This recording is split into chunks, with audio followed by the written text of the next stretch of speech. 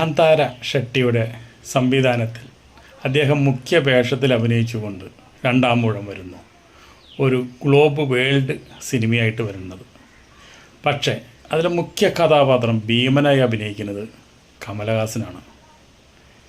അപ്പോൾ എന്താ ഭീമനായിട്ട് മോഹൻലാൽ അഭിനയിക്കാത്തതെന്ന് ചോദിക്കാം. MT സാർ എഴുതിയപ്പോൾ അതിൽ ഭീമനായിട്ട് മോഹൻലാൽ അഭിനയിക്കുന്ന ഒരിടത്തും പറഞ്ഞിട്ടില്ല. എഴുതി വെച്ചിട്ടുണ്ട്, മോഹൻലാലിന് വായിക്കാൻ കൊടുത്തു, മമ്മൂട്ടിക്ക് വായിക്കാൻ കൊടുത്തു. മമ്മൂട്ടി ഈ പടത്തിൻ്റെ നമ്മുടെ രണ്ടാം ഊഴത്തിൻ്റെ ഈ നാടകത്തിൽ അഭിനയിച്ചിട്ടുണ്ട്, അതിൽ ഭീമനായിട്ട് അഭിനയിച്ചത്.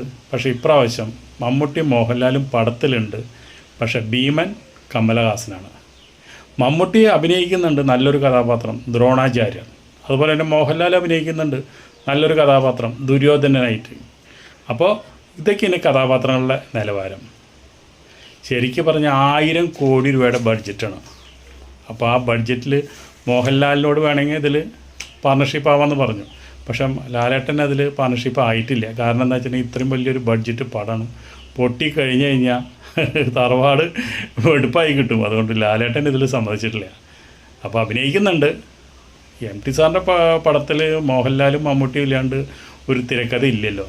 അവർ രണ്ടും മക്കളാണ് MT സാറ്. അത് കാത്തു സൂക്ഷിച്ച് കൊണ്ട് തന്നെയാണ് അവരെ ഈ ഗ്ലോബൽ വേൾഡ് പടം വരാൻ പോണത്. ഇനി ബാക്കിയൊക്കെ നമുക്ക് അടുത്ത എന്തെങ്കിലും ഒരു ന്യൂസ് കിട്ടുമ്പോൾ പറയാം. ഓക്കെ.